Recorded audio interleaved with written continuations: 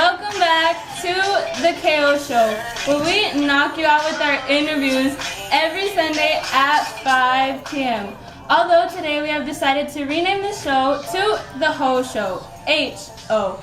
Due to our special guest, if you haven't already noticed, is Mrs. Ming Fong Ho. She is author of Sing to the Dawn and other writings, but today we are going to be discussing The Clay Marble, which is one of her recent novels, and we have many questions for her today, and she has gladly joined us.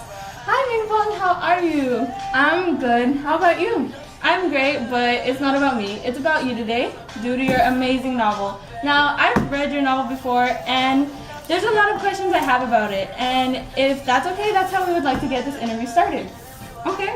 Okay, now the first question are from fans that you have that have read the book, and also I decided to throw in some of my questions in there. Okay, so the first question is, what inspired you to write this novel? How did the idea come to you? What influenced you? Well, you see, my novel was published in 1991, and before the novel, I had gone to Cambodia and I interacted with many refugees at the border where I worked. So being there in Cambodia with the refugees inspired me to write my novel. Oh wow, so your book wasn't even based on just your mind, it was actually through real life experiences? Yes. Okay, thank you. I bet a lot of people are wondering about that since you don't really do interviews often, so that's why we're greatly appreciated that you're here today. The question we have here is, the title of The Clay Marble is greatly involved within the story. How did you think of basing your story off of this one small little item? Well, as I stated at the beginning of my story in the dedication area. Oh, you mean right here? Okay. Yes, I wrote, for the little girl who gave me a clay marble on my first day at the border. The first day I went, this little girl gave me a clay marble, which had been very memorable to me. And like I said before, the refugees inspired me to write the story, and this little girl just tied it together. So these people you met on the first day at the Cambodian-Thai border have pretty much just made your whole entire story, and they don't even know it. Well, hopefully they've at least been able to read the book at least once in their life. Well, if they're alive. Okay, oh, thank you for that.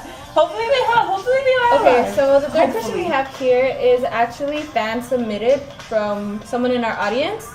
And it states, in your story, I couldn't help but notice that Rice was very much involved in countless scenes in the book.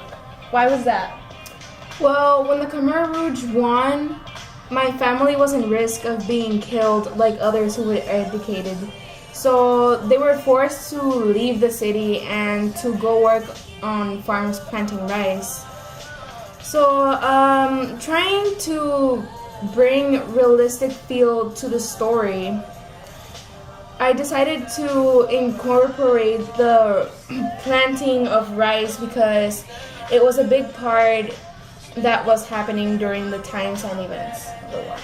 Oh, okay, so I hope that answered whoever's question that was in the audience, because unfortunately you didn't submit a name, but she gave a very good answer to that question, and I hope that satisfies you. Okay, on to the next question, which is question number 4. In the story, Dara is obviously the main character of the story, but many would believe that Jantu is who made the story. Who do you believe was the one who mainly impacted the story? Well, both characters, Dara and Jantu, were greatly involved in the story, and both are the main characters. I believe that without Jantu, the story would have no meaning, considering that Jantu was the one who introduced the clay marble. But at the same time, without Dara, the meaning wouldn't have been reflected. So Jantu is the meaning and Dara is the reflection of the meaning. So I cannot say either of them impacted the story greater than the other. Because both pretty much took main roles in the story. Yes. So. Alright. So the next question, which is the 5th question and the final question, so you can finally get out of here, is, in the story, Jantu gives Dara the clay marble, and in your real life events, the little girl gave you the clay marble. Inferring that you used that one real life event in your character development, were any other characters brought up in that manner? Actually, yes. In the character development for Saren, It was influenced by my brother who was taken away to go fight for the army and he never returned. So, that's also another thing you could use to infer that Dara is a reflection of me.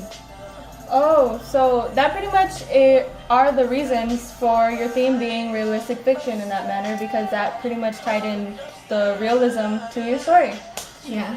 Okay, so that was the last question, and that is all for tonight. But before you guys go, it was a pleasure having you here, Mingfong. It was a pleasure being here.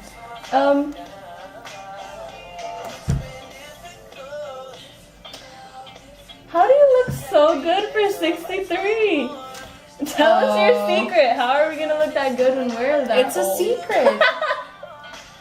Excuse me? I'm sorry. Anyways, all of you guys are getting a copy of the Clay Marble under your seat. Check right there, and you'll get one of these babies. Really good book, you guys. Really good book. You should value it. You're getting it for free.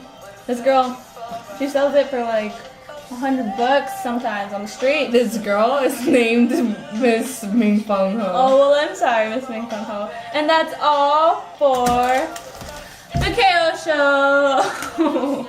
Bye, guys. Bye.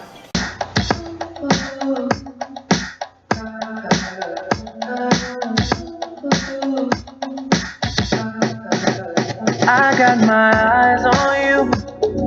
You're everything that I see. I want your high love and emotion endlessly. I can't get over you. You left your mark on me. I want your high love and emotion endlessly.